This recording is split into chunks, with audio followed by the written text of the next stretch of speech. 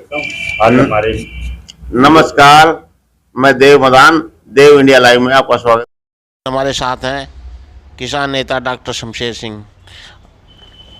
इनसे जानने की कोशिश करते हैं कि जो पहलवानों का धरना चल रहा है उसके बारे में इनके क्या विचार हैं, क्योंकि ये हमें बिल्कुल सही और सटीक जानकारी दे सकते हैं।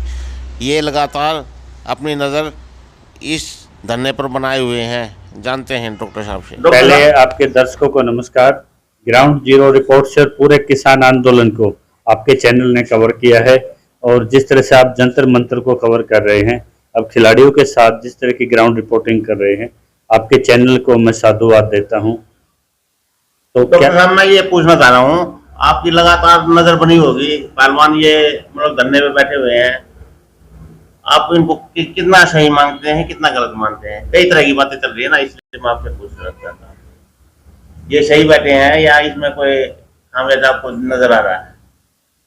देखिए, अभी ट्रिब्यून में एक लेख प्रकाशित हुआ है जिसका टाइटल है कि women merit in sports must prevail, यानी कि जो महिला खिलाड़ी हैं उनका सम्मान आज स्पोर्ट्स में कहीं ना कहीं ऊपर रखना चाहिए। और जब कोई ओलंपिक लेवल की खिलाड़ी जब सेक्सुअल हैरेसमेंट या कोई डिपार्टमेंट में कोई इरेगुलरिटीज है या कोई उनके कैरियर पे कोई क्वेश्चन मार्क खड़ा होता है फेडरेशंस को लेके, तो निश्चित तौर पे एक प्रोटेस्ट होना लाजमी है।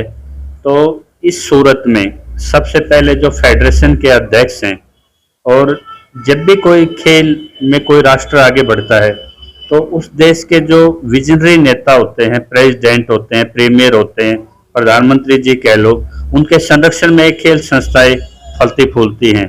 लेकिन भारत में एक दुर्भाग्य ये भी है कि यहाँ जितने भी खेल फेडरेशन की पोस्टें हैं 43 ईयर्स से, यानी कि 43 साल से, जिन्होंने जिंदगी में कभी एक मेडल भी नहीं देखा देश के लिए लाके, कभी उन्होंने गोल्ड मेडल नहीं लिए, कोई रिकॉर्ड कीर्तिमान स्थापित किया। एक मिनट रुकना चाहूंगा। फेडरेशनों के पद देखो, पे बैठे। पहले तो पहलवान बैठे थे फेडरेशन पद से, मतलब भारत भूषण जो सोरेन है, इसको मतलब पद से हटाया जाए। फिर पद से मतलब हटाने के बाद ये कहने लगे इनके खिलाफ FIR दर्ज होनी चाहिए। FIR भी दर्ज होगी। FIR दर्ज होने के बाद अब इनकी मांग और बढ़ गई है, ये बढ़ती जा रही है मांग। इसमें आप क्या कहना चाहेंगे? ये बिल्कुल आपका वाजिब क्वेश्चन है कि उनकी डिमांड है ना, वो मॉडिफाई तरीके से बार बार उसमें अमेंडमेंट हो रहे हैं। तो निश्चित तौर पे एक इंटीग्रिटी जो होती है डिमांड करने वाले की, उस पर एक डाउट तो पैदा होता है।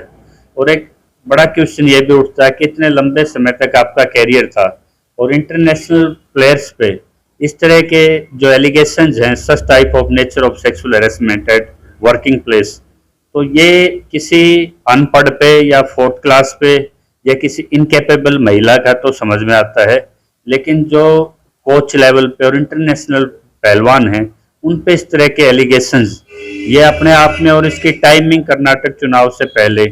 लेकिन जहां तक उनके जो फिजियोथेरेपिस्ट एक बार सामने निकल के आए हैं, वो प्रॉपर एविडेंस के तौर पे आए हैं कि कुछ घटनाएं मैंने देखी हैं। और अभी कल जब उनके बयान लिए गए हैं खिलाड़ियों के, उन्होंने कहा जो हमारा ब्रेथ और अदर जो चेकिंग होती है उसके बहाने से हमारे प्राइवेट पार्ट्स को भी उन्होंने छेड़ा गया है, तो इसमें पास्को एक्ट तक शामिल है। तो allegations when ever reducing the writing in form of statement against the any person who are sitting in the constitutional post, और जो किसी भी पद पे बैठा हो, जब राइटिंग में कोई चीज आती है तो सीधा एक साख पे सवाल हो जाता है। तो इस स्थिति में प्रधानमंत्री, एक पेरेंटल अप्रोच होती है, उनको संस्था की मर्यादा भी बचानी होती है, और खेल के उच्चतम शीर्ष स्थान पे बैठे ओलंपिक खिलाड़ियों के रेस्पेक्ट और उनके प्रोटेस्ट को भी उनको प्रोटेक्ट करना होता है। तो प्रधानमंत्री का यहाँ एक इंटरवीन होना चाहिए था, क्योंकि कर्नाटक चुनाव चल रहे हैं। यदि वो ब्रजभूषण को अरेस्ट करते हैं तो सीधी तरह से यह आता है बीजेपी की तरफ संदेश कि बीजेपी में कोई भी कुछ भी गुंडागर्दी कर लो, कितना ही बड़ा क्रिमिनल हो, उनका संरक्षण है। यानी कि एक वॉशिंग मशीन की तरह है जिसमें कोई भी क्राइम करो और वो धुल के निकलेगा। मैं ये जानना चाह रहा था, ब्रजभूषण के खिलाफ जो FIR दर्ज हो गई है लेकिन अरेस्ट नहीं हुआ है अभी तक, आप क्या सोचते हैं, क्यों नहीं हो रहे हैं? देखिए कॉग्निजेबल ऑफेंस में CRPC में अमेंडमेंट आए थे, जब इस तरह के कोई एलिगेशंस ऑन पेपर जब भी आते हैं तो एफआईआर तो मैंडेटरी है, क्योंकि उसमें जो पुलिस प्रोसिक्यूशन है उन पे जबरदस्त पिनल प्रोविजंस हैं, तो मैंडेटरी है। अब वो उससे पहले 2 कमेटियां भी बनी हैं जो उनके फेडरेशन लेवल पे हैं। एक कमेटी तो मैरी कॉम की अध्यक्षता में थी। जब मैरी कॉम तख्ती लेके परसों ये खड़ी होती है कि मेरा मणिपुर जल रहा है, प्रधानमंत्री जी आप चुनाव में व्यस्त हैं, यहाँ हजारों की कैजुअलिटी हो चुकी हैं, तो मेरे मणिपुर को कृपया बचाइए, आगजनी हो रही है, बहुत बुरे हालात वहाँ के हैं। तो जो कमेटी की हेड है वो अपने प्रदेश को बचाने की अपील कर रही है। यानी कि चुनाव इतना महत्वपूर्ण क्या हो गया मोदी के लिए कि कर्नाटक के चुनाव में कि आज कितने संगठन वहाँ पे सपोर्ट कर रहे हैं इस पे, और एक सोशल जस्टिस का ये विषय बन गया है।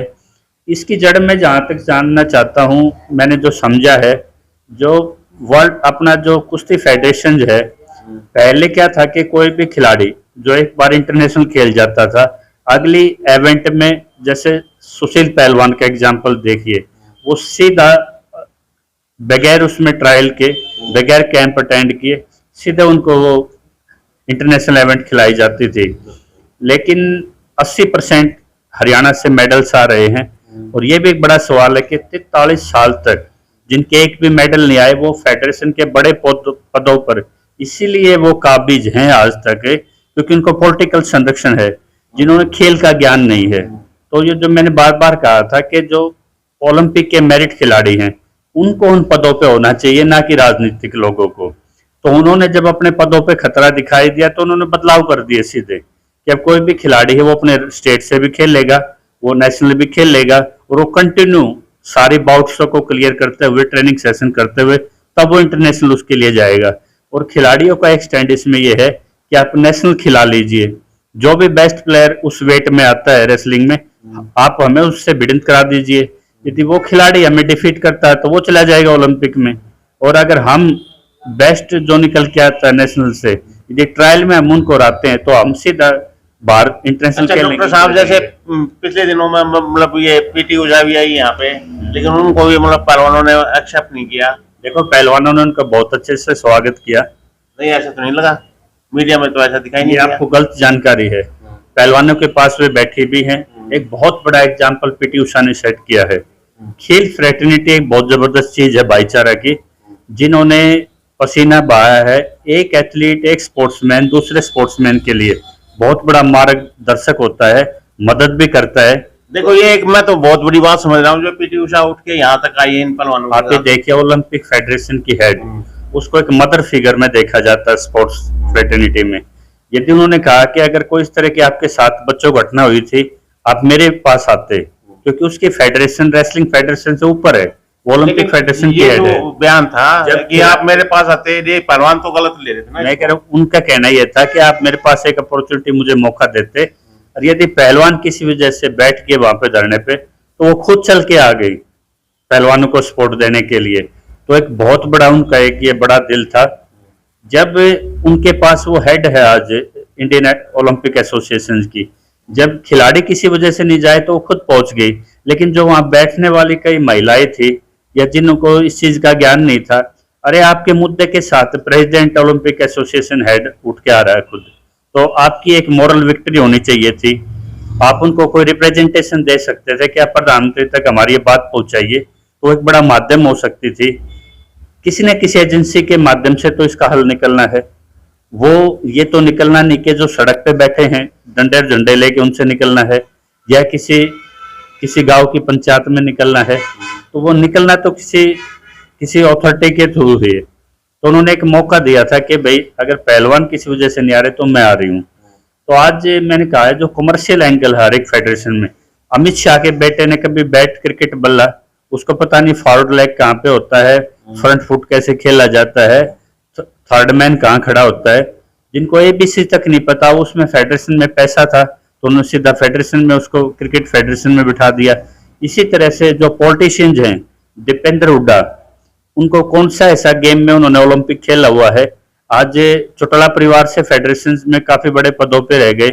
यानी कि जो मेडल्स जीते जाते हैं वो काफी लंबे उसमें परिश्रम होते हैं, इंडोरेंस जो एक्सरसाइजेज होती हैं, फिर उनकी इवेंट की एक्सरसाइज होती हैं, उनको लगातार तपना पड़ता है एक प्रक्रिया से। वो प्रक्रिया वही समझ सकता है जो कि भी उस प्रोसीजर से निकला हुआ। और पॉलिटिशियनों के लिए तो पॉलिटिशियन के अखाड़े बहुत हैं। तो जब कमर्शियल एंगल से कोई बाहुबली उस सीट पे ऐसा बैठ गया, जो आपके यूपी की 4 सीटों से उसके सांसद आते हैं, 5-6 बार वो रिप्रेजेंट कर चुके हैं, एमएलए रह चुके हैं, एक बार के सांसद, उनकी बीवी सांसद है।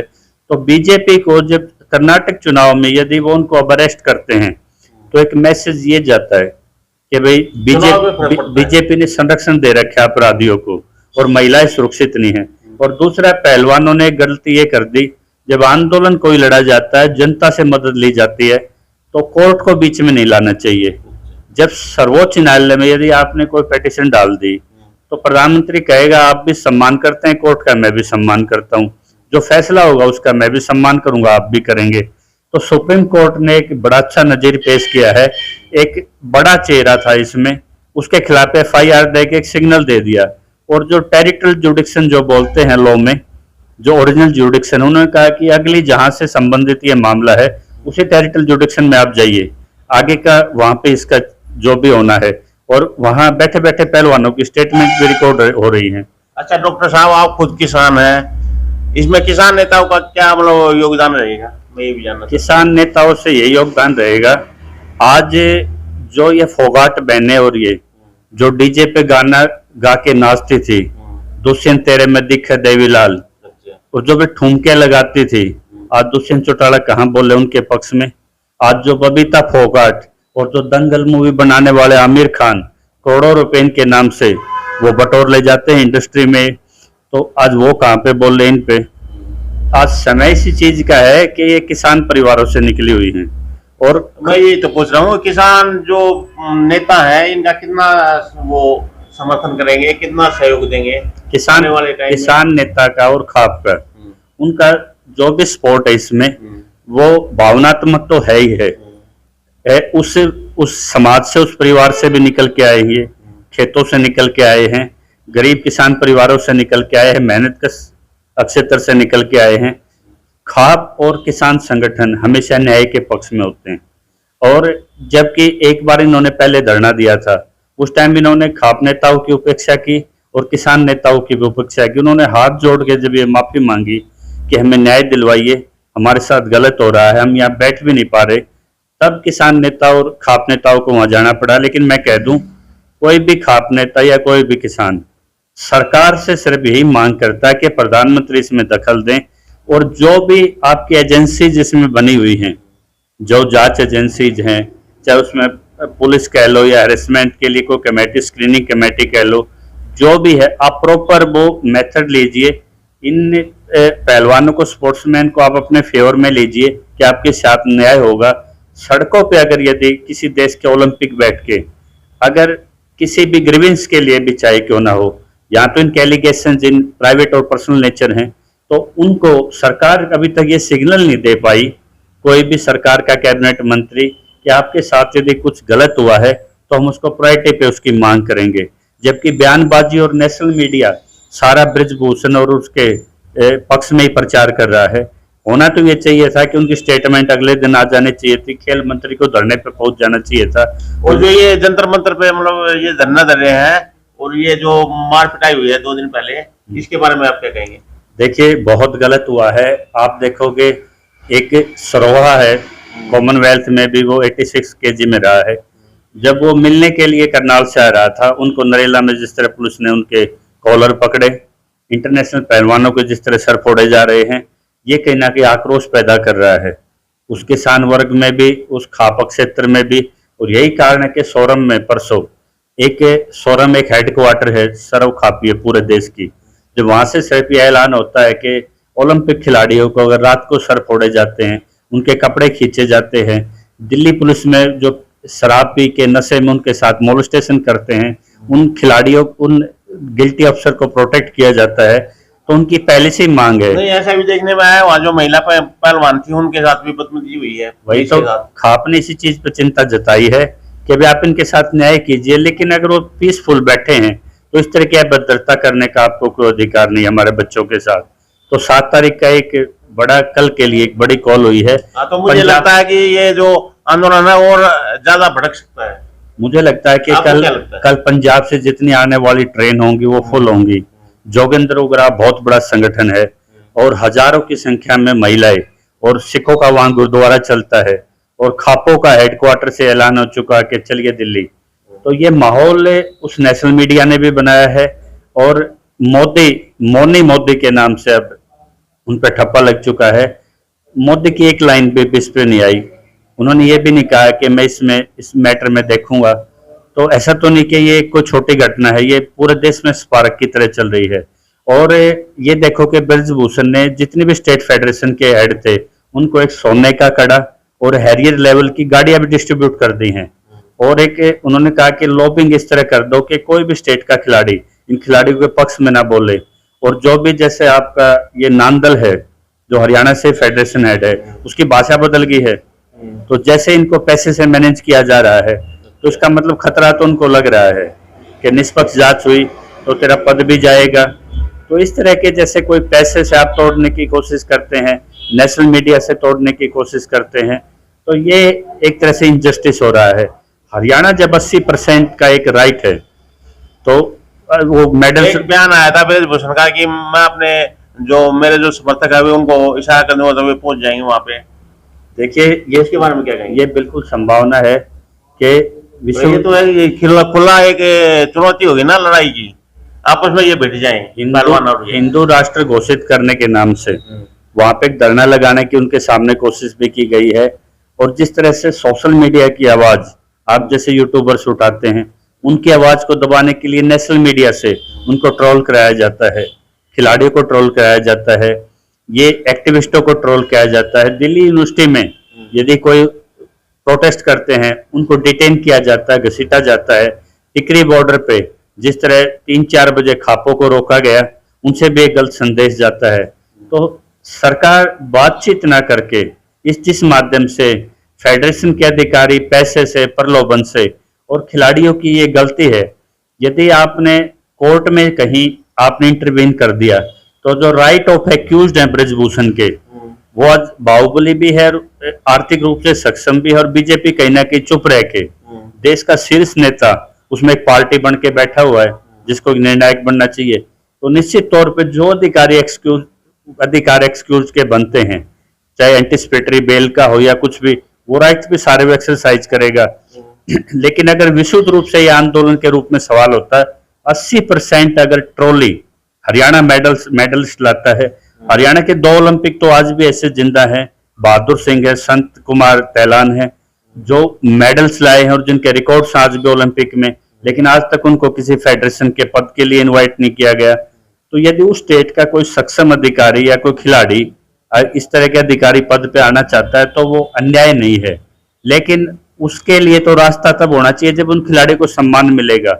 जब इन खिलाड़ियों को लगातार परफॉर्मेंस इंटरनेशनल पर करने से पहले इस तरह के हरेसमेंट का शिकार किया जाए, तो कहाँ तो उनका वो अधिकार तय होगा। तो ये तो फेडरेशन जब तक इन पॉलिटिशियनों के कब्जे में रहेगी, और कमर्शियल एंगल बहुत जबरदस्त एंगल है। क्रिकेट फेडरेशन में जब पैसा है तो अमित शाह का लड़का उसमें आ जाता है। जब किसी परिवार का कोई सांसद नहीं होता पावर में, तो कभी दीपेंद्र उड़ा जाते हैं, कभी आप क्या भाई चौटाला इन पदों पे आ जाते हैं। तो क्या ये पद कोई, क्या खिलाड़ियों के लिए क्या रिफॉर्म करेंगे जिनकी कोई बैकग्राउंड नहीं है। तो ये कहीं ना कहीं खिलाड़ियों के साथ अन्याय है। लेकिन जो सवाल इसमें जो इनकी प्राइवेट, मतलब मेन जो चीज है, खिलाड़ी जो मांग कर रहे हैं वो जायज है, यही कहना चाहोगे? देखो, मांग तो वो फेडरेशन के पदों पे मतलब जो यही खिलाड़ी होने चाहिए। ये मेरी अपना इसमें निष्कर्ष ये है कि जो फेडरेशन बहुत हो चुका, पॉलिटिशियन के लिए आप पॉलिटिकल पार्टीज हैं। आज देश में क्या रहता है कि जनता के द्वारा राज, कहाँ राज है? आज देश में राजनीतिक दलों का राज है। जनता द्वारा शासन, जनता से शासन कहाँ रह गया?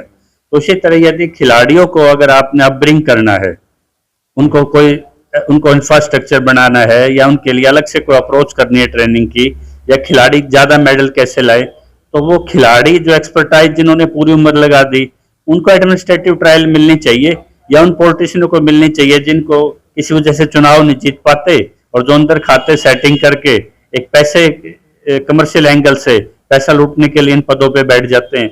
और रही दूसरी बात जिस तरह संघ में आपने देखा होगा ये भी बातों की 2.5-3 लाख की टोली है। और ओशो कहते थे कि ये साधु सन्यासी जो ये वस्त्र वस्त्र पीले करते हैं, अंदर से जो इनलाइटेड नहीं होते, जब ये आंख बंद करते हैं तो इनको औरतें ही नजर आती हैं। औरतें ही आपको भोग से धर्म की तरफ ले जा सकती है, और जब आप धर्म के मार्ग पे हो तो आपको भ्रष्ट भी औरत ही कर सकती है। दोनों भूमिकाएं औरत की होती हैं। तो इनके पास जब भी कोई इस तरह का मौका मिलता है तो इनके ये रूप दिखाई देते हैं। ये कोई नई घटना नहीं है कि भाई सेंगर से लेके या इतने अपराधी, और बीजेपी अगर ये देश ये मांग करे कि राजनीति में अपराधीकरण नहीं होना चाहिए, तो आपके जो बर्थ में जो कैबिनेट मिनिस्टर हैं बड़े, वो सारे उनके आपराधिक रिकॉर्ड हैं, तो आपकी पार्टी स्टैंड नहीं करती उसमें। यदि अपराध को राजनीति से दूर रखेंगे तो बीजेपी का वजूद कहाँ रह गया। और जिस तरह के आपने बताया कि इनको जो ये इनके प्रचारक हैं संघ वाले, तो इनको कहीं ना कहीं ये औरत वो भोग की वस्तु या उसी से आगे नहीं पहुंच पाते, क्योंकि इनको कभी उनका संसर्ग ही नहीं मिला। इनको जो औरत का दैवीय रूप है, जो जिसके साथ एक पत्नी के साथ एक शब्द लगता है कि धर्म पत्नी, जो आदमी को उस संतान उत्पत्ति से लेके उस भोग से निकाल के धर्म के रास्ते पे भी ले जाती है और उसके साथ जीवन में धर्म को आगे बढ़ाती है, तो वो कभी इनके दर्शन ही नहीं हुए इनको इन चीजों के। तो इस तरह की घटना जब भी इनकी इंपावरमेंट होगी, और डीसी ऑफिस में इनके आदमी बैठे हैं, पुलिस एसपी में इनके अलग से नाम पोस्ट क्रिएट करके, तो ये तो जो फेडरल सिस्टम में जो गोपनीय होती हो IAS IPS की पोस्ट, उनको भी इन्होंने खत्म कर दिया। तो जहां भी इनकी नजर पड़ेगी, चाहे वो पहलवान हो, चाहे कोई ऑफिसर हो, अधिकारी हो, इनकी नजर गलती पड़ेगी।